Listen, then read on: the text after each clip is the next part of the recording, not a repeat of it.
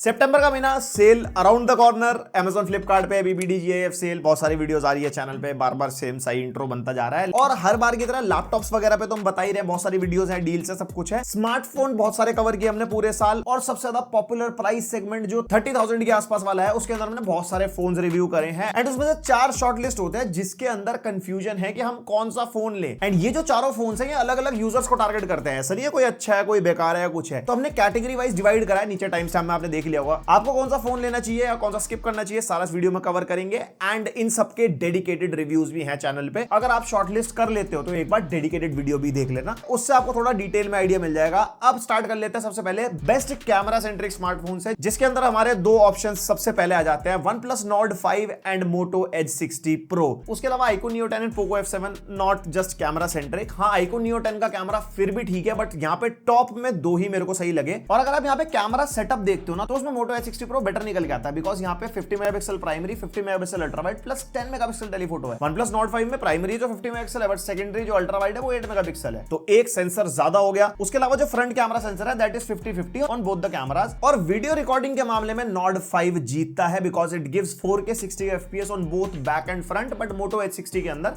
4K 30 मिलता है। अगर ये चीज आपके लिए डील ब्रेकर बन सकती है तो यू कैन चूज। और वीडियो सैंपल वगैरह देखना है तो डेडिकेटेड रिव्यू में मिल जाएंगे। अब आप यहाँ पे camera sample side by side देख सकते हो भाई। यहाँ पे हमारे को डिफरेंट फोकल लेंस मिलती है, 0.5, 1 एंड 2 जो हमारा डिजिटल है दोनों फोन में, एंड 3x एक्स्ट्रा मिलता है Moto Edge 60 Pro के अंदर। तो यहाँ पे अगर आप देखोगे दोनों ही फोन्स अच्छी फोटो निकाल के देते हैं। जो OnePlus है वो थोड़ा पंचियर साइड जाता है, क्योंकि जो ग्रीन्स हैं वो बहुत ज्यादा पंची आते हैं, और अगर आप येलोज वगैरह भी देखोगे पंची साइड है। एंड दोनों ही कलर प्रोसेसिंग आपको डिफरेंट लग सकती है, लेकिन ओवरऑल डायनामिक रेंज होगी, कलर्स वगैरह हो गए भाई, दोनों बढ़िया मेंटेन करते हैं। अब OnePlus में वही वाइब्रेंस ज्यादा है, वार्मर टोन्स है, थोड़ी सी डिटेल्स अच्छी है। एंड Motorola थोड़ा नेचुरल साइड ज्यादा आता है, लेकिन अच्छी डिटेल्स मेंटेन करता है। थोड़े कूलर टोन्स मेरे को फील हुए, बाकी आपके जो भी थॉट्स होंगे मेरे को बताना। और जो डिटेल्स भी हैं, अगर हम थोड़ा जूम करके फोटोज को देखते हैं ना, तो Motorola में हमारे को ज्यादा बेटर मिलती है कंपेयर टू OnePlus। और अगर 3x पे फोटोज खींचते हैं, ऑब्वियसली Motorola के पास डेडिकेटेड सेंसर है तो ज्यादा डिटेल्स वो कैप्चर कर पाता है, और OnePlus में तो वो डिजिटली जूम जा रहा है, तो वहां पे आपको अच्छी डिटेल्स नहीं मिलती। और पोर्ट्रेट सैंपल्स आप देख सकते हो, एज डिटेक्शन वगैरह ऑलमोस्ट सिमिलर लगा मेरे को दोनों डिवाइसेस का। बट अब ये दोनों के अपर्चर आप फोनों में सेट करोगे तो डिफरेंट वैल्यूज पे डिफरेंट टाइप का ब्लर आ सकता है, जस्ट बिकॉज ऑफ प्रोसेसिंग। और यहाँ पे मल्टीपल पोर्ट्रेट सैंपल्स आप देख सकते हो। एंड यहाँ पे कहूंगा दोनों काफी अच्छा परफॉर्म करते हैं। बस कलर्स के मामले में फिर से बोलूंगा कि हाँ, Motorola के कलर्स जो हैं वो बहुत ज्यादा नेचुरल साइड रहते हैं, तो शायद आपको कभी कभी वो उतने पसंद नहीं आ सकते जितने एक OnePlus में थोड़ा पंची और थोड़ा सोशल मीडिया रेडी फोटोज निकाल के देता है। और ये रहे फ्रंट कैमरा के सैंपल। एंड फ्रंट कैमरा में दोनों डिवाइसेस को ये अपनी प्रोसेसिंग तो डिफरेंट है ही, जो स्किन टोन्स वगैरह है, बट पोर्ट्रेट ले लो या नॉर्मल ले लो, दोनों फोन अच्छी परफॉर्मेंस निकाल के देते हैं। आई वुड से आप यहाँ पे दोनों फोन में से कोई भी चूज कर सकते हो अगर कैमरा के लिए देख रहे हो। बस हाँ, Motorola के पास एक अपर एज है, डेडिकेटेड 10x टेलीफोटो सेंसर, जो पोर्ट्रेट में ज्यादा बेटर काम आएगा एंड एक्स्ट्रा डिटेल्स निकाल के देगा if you click 3x photos. And ये इनके प्रोसेसर्स भी डिफरेंट है। यहाँ पे OnePlus Nord 5 Snapdragon 8s Gen 3 के साथ आता है, और Edge 60 Pro MediaTek Dimensity 8350 Extreme। तो OnePlus Nord 5 परफॉर्मेंस के मामले में थोड़ा सा बेटर निकल के आता है, बट यस, इतना कुछ खास मेजर डिफरेंस नहीं पता लगता। बाकी डिटेल में कुछ FPS वगैरह देखने का मन है तो डेफिनेटली इनके डेडिकेटेड रिव्यूज हैं चैनल पे, आप चेक कर सकते हो। एंड देन अल्टीमेटली अगर आप Moto Edge 60 Pro चूज करते हो अबव OnePlus Nord 5, तो यहाँ पे IP68-69 रेटिंग एक्स्ट्रा है, because OnePlus Nord 5 IP65 rated है, Dolby Atmos का सपोर्ट एक्स्ट्रा मिलता है, और RAM and storage type better मिल जाएंगी। Corning Gorilla Glass 7 आई है, प्लस 15 वॉट की वायरलेस चार्जिंग भी है। तो यहाँ पे हमारा Moto Edge 60 Pro काफी बेटर निकल के आता है। बट इन केस आप OnePlus Nord 5 के लिए अगर जाते हो तो आपको इसके अंदर 6800 mAh की बैटरी मिलेगी, Motorola के अंदर 6000 mAh है, और स्टोरेज टाइप UFS 3.1 है, और वायरलेस चार्जिंग भी नहीं है, और IP65 रेटेड है। तो अपने अपने छोटे मोटे प्रोज एंड कॉन्स हैं। मेरी नजर में Moto Edge 60 Pro ज्यादा ऑलराउंडर वाली फीलिंग देता है। Now coming on to the best performance centric phone, जिसके अंदर दो कंटेंडर हैं, iQOO Neo 10 and Poco F7। दोनों के अंदर Snapdragon 8s Gen 4 मिलता है हमारे को, जिनका अंतुतु स्कोर 1.9 मिलियन के आसपास निकल के आता है। और दोनों फोन्स को साइड बाय साइड अगर गेमिंग में भिड़वाते हैं तो भाई iQOO Neo 10 BGMI में आराम से अल्ट्रा एक्सट्रीम स्मूथ पे 120 FPS दे देता है, और Poco F7 अभी भी 90 FPS देता है, जबकि इसको आए हुए काफी टाइम हो चुका है, अभी भी 120 FPS नहीं आया। जिस दिन मैं वीडियो शूट कर रहा हूं, बाद में आ जाएगा तो मैं कमेंट वगैरह पिन कर दूंगा, कोई यूजर होगा तो बता देना। और COD मोबाइल में लो पे अल्ट्रा दोनों के अंदर मिलता है 90 FPS, यानी कि आप गेमिंग कर पाओगे। उसके बाद Genshin Impact में टेस्ट किया, हाईएस्ट सेटिंग 60 FPS पे टेस्ट करे थे, 45 to 50 FPS iQOO Neo 10 में, लेकिन Poco F7 थोड़ा सा बेटर परफॉर्म कर रहा था, लाइक 50-55 तक वो जा रहा था, इवन 60 तो चलो चला जाता है depending upon the scenario. Then Wuthering Waves में भी iQOO Neo 10 थोड़ा सा लोअर परफॉर्मिंग था, बहुत फ्लक्चुएशन थोड़े ज्यादा थे, Poco F7 ज्यादा बेटर परफॉर्म करवा पा रहा था। देन थर्मल्स अल्टीमेटली दोनों ही 35-36 डिग्रीज के आसपास थे, अगर फोन को इधर उधर आगे पीछे से अगर हम जैसे थोड़ा गर्मी वगैरह देख रहे थे। और गेमिंग फीचर्स जिसके अंदर iQOO iQOO Neo 10 थोड़ा सा बेटर निकल के आता है, जस्ट बिकॉज यहाँ पे बाईपास चार्जिंग मिलती है जिससे आपकी बैटरी चार्ज नहीं होती, डायरेक्ट मदरबोर्ड को पावर जाती है, फोन हीट अप नहीं होता अगर आप गेमिंग कर रहे होंगे। साथ में फ्रेम इंटरपोलेशन मिल जाती है जो BGMI में सपोर्ट करती है ज्यादा FPS निकालने के लिए, और उसके अलावा 4D वाइब्रेशन, एनहांस विजुअल्स वगैरह बहुत सारी चीजें ऐसी हैं जो iQOO Neo 10 में आपको मिलती है। But Poco as a performance centric phone होते हुए गेमिंग फीचर्स के मामले में वहां पे लैग करता है। बाकी देखो डिजाइन वाइज भी काफी बड़ा डिफरेंस है। यहाँ पे iQOO Neo 10 पूरा पॉलीकार्बोनेट बिल्ड में है, फ्रेम से लेके बैक हो गया। Poco F7 glass back metal frame, बड़ा फोन है तो यहाँ पे बैटरी में भी डिफरेंस है। पोको F7 में 7550 mAh की बैटरी है, iQOO Neo 10 में 7000 mAh की है। साइड बाय साइड मैंने टेस्ट नहीं करा, बट हाँ थोड़े बहुत डिफरेंसेस आ सकते हैं, ऑप्टिमाइजेशन पे भी डिपेंड करता है और अपडेट्स वगैरह आते रहते हैं तो थोड़ा बहुत ऊपर नीचे हो सकता है, बट यहाँ पे पोको F7 बेटर है। और अल्टीमेटली अगर आप iQOO Neo 10 चूज करते हो तो ये आपको IP65 रेटेड मिलेगा। डॉल्बी एटमॉस का कोई सपोर्ट नहीं है, लेकिन फायदे 120 वॉट की चार्जिंग आती है और एक्स्ट्रा गेमिंग फीचर्स मिलेंगे। लेकिन अगर आप बाय चांस वहीं पे पोको F7 यूज करते हो तो इसके अंदर देखो बाईपास चार्जिंग नहीं है, ब्लोटवेयर्स वगैरह मिलते हैं, वो तो वैसे दोनों फोन में मिलते हैं, और थोड़ा सा हैवी है फोन, 223 ग्राम्स के आसपास है, लेकिन वहीं पे बैटरी ज्यादा है, चार्जिंग स्पीड 90 वॉट की है, बट ये रिवर्स वायर्ड चार्जिंग को सपोर्ट करता है 22.5 वॉट तक की, और ये IP68 एंड 69 रेटेड है जो iQOO से जीत जाता है। एंड इसके अंदर डॉल्बी विजन का भी सपोर्ट मिलता है। बट एक मेजर डिफरेंस है कि iQOO Neo 10 का कैमरा बेटर है पोको F7 के कंपैरिजन में। अब दोनों में आप चेक कर सकते हो कौन सी चीज आपके लिए डील ब्रेकर है, और परफॉर्मेंस सेंट्रिक फोन के लिए जा रहे हो तो कौन से के लिए जाना चाहिए आपको। और यहाँ पे बेस्ट डिस्प्ले कैटेगरी भी मैं चूज करने की कोशिश करता हूं। वैसे तो चारों फोन्स की डिस्प्ले बहुत बढ़िया है, सब में AMOLED डिस्प्ले मिलती है, सबके कलर्स वगैरह अच्छे हैं, बट स्टिल डिस्प्ले में थोड़ी सी और एक्स्ट्रा चीज आ जाती है, जिसमें दो कंटेंडर आते हैं, OnePlus Nord 5 and Moto H60 Pro। उसका रीजन है जैसे दोनों का साइज ऑलमोस्ट सिमिलर सा है, लेकिन OnePlus Nord 5 में फ्लैट डिस्प्ले है, Moto H60 Pro में कर्व डिस्प्ले मिलती है। ये एक सब्जेक्टिव पॉइंट हो सकता है, किसी को कर्व पसंद है, किसी को फ्लैट।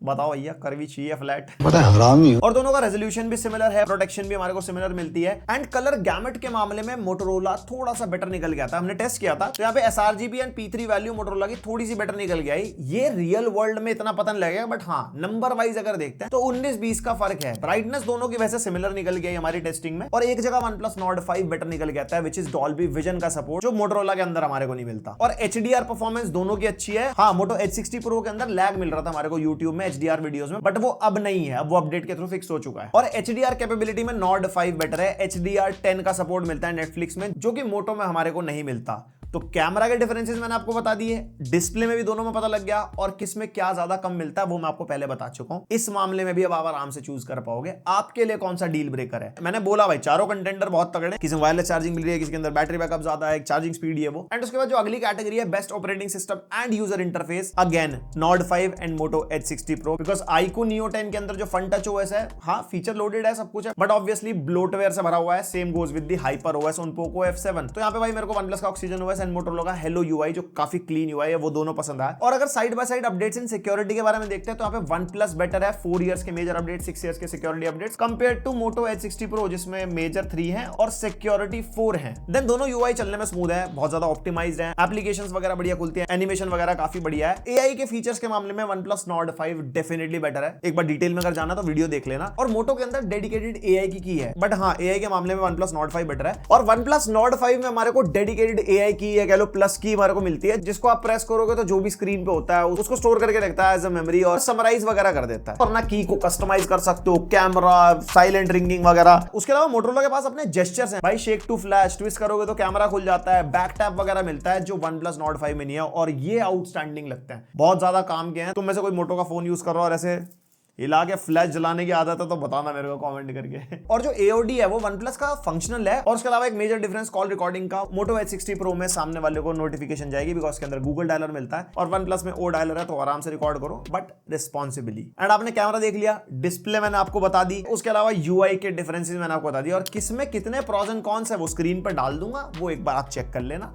और इन दोनों में से किसके लिए जाना चाहते हो आप चेक कर सकते हो। डिफरेंट कैटेगरीज में 3 बार तो कंटेंडर यही बन गए। तो यहाँ पे कंक्लूड कर लेते हैं, अगर आपका फोकस सिर्फ गेम खेलना है, स्नैपड्रैगन 8s Gen 4 वाला फोन लेना है, तो Poco F7 and iQOO Neo 10 आप आराम से ले सकते हो। दोनों के अंदर क्या क्या प्रोज हैं, क्या कौन से आप स्क्रीन पे देख सकते हो अपने सामने। और अगर आपको इम्यूलेशन वाली गेमिंग करनी है, या फिर जिन गेम्स के बारे में मैंने आपको बताया वो भी खेलना है, तो डेफिनेटली इन फोन से बेटर परफॉर्मेंस आपको Nord 5 या Moto H60 Pro में तो नहीं मिलेगी। और अगर उसके अलावा ऑलराउंडर देख रहे हो, डिस्प्ले, कैमरा, UI वगैरह, तो Moto H60 Pro और नॉर्ड 5 में से कोई एक चूज कर सकते हो। दोनों के अंदर क्या क्या अच्छाइयां हैं, क्या क्या बुराइयां हैं, वो सारी स्क्रीन पर डाल देता हूं, पॉज करके चेक कर लो। एंड यही थे 30,000 के आसपास के फोन्स जो मैंने रिव्यू कर रखे थे। कुछ ऐसे फोन्स हैं जो इसके बाद भी लॉन्च हुए और वो मैंने टेस्ट वगैरह नहीं करे तो मैंने रखे नहीं। अगर आपके माइंड में है कि इस फोन के साथ कि हमारे को और चाहिए कंपैरिजन वगैरह, चाहे इस वीडियो में जो कवर हो गए वो भी अगर फिर से चाहिए तो एक और वीडियो हम बना देंगे सेल से पहले जिससे आपको थोड़ा और डिटेल में आइडिया मिल जाए। बाकी आप इनमें से कौन सा फोन यूज कर रहे हो आप कमेंट करके बता सकते हो, और आपको इन चारों में से कौन सा फोन पसंद आया वो भी। और जब यहां तक आ गए हो तो लाइक शेयर सब्सक्राइब सब कुछ करके जाओ। मिलते हैं नेक्स्ट वीडियो, तक के लिए बाय।